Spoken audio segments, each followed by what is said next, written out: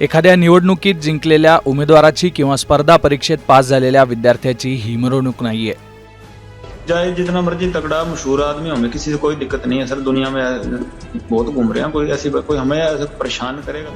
ही मिरवणूक आहे मोक्का अंतर्गत कारवाई झालेल्या आणि तुरुंगातून सुटलेल्या एका गुंडाची। हा गुंड येरवडा जेलमधून सुटला आणि त्याची आलिशान कारमधून रॅली काढण्यात आली।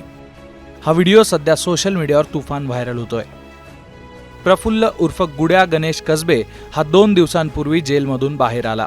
त्यानंतर त्याच्या 50-60 साथीदारांनी येरवडा बाजार परिसरात आलिशान कारमधून त्याची मिरवणूक काढली। आता बाप बाहेर आलाय, बॉस बाहेर आलाय अशा घोषणा देत रॅलीमध्ये सहभागी पोरांनी अक्षरशः गोंधळ घातला।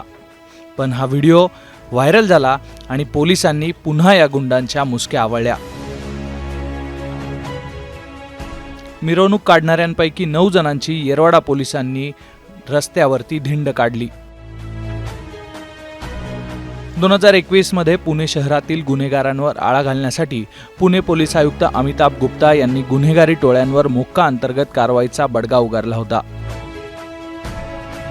पुणे शहरातील येरवडा परिसरात खुनी हल्ला करून दहशत पसरवणाऱ्या टोळीवर पोलीस आयुक्त अमिताभ गुप्ता यांनी मोक्का अंतर्गत कारवाई केली होती।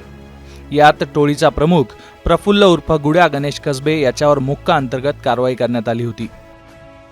प्रफुल्ल कसबेने गुन्हेगारांची टोळी तयार करत वर्चस्व निर्माण करण्यासाठी अनेक गुन्हे केले होते। त्याने खुनाचा प्रयत्न करणे, मारहाण करत गंभीर जखमी करणे, घातक शस्त्र बाळगणे असे अनेक गुन्हे केले होते। यानंतर पोलिसांनी त्याच्यावर कारवाई केली होती आणि त्याला तुरुंगवास भोगावा लागला। त्यामुळे आता एकूणच पोलिसांनी धिंड काढल्यानंतर या गुंडांचा धिंगाणा थांबणार की पुन्हा तशीच दहशत करण्यासाठी हे गुंड सक्रिय होणार याचं उत्तर आता येणाऱ्या काळातच मिळणार आहे। सुधीर काकडे, मुंबई तक।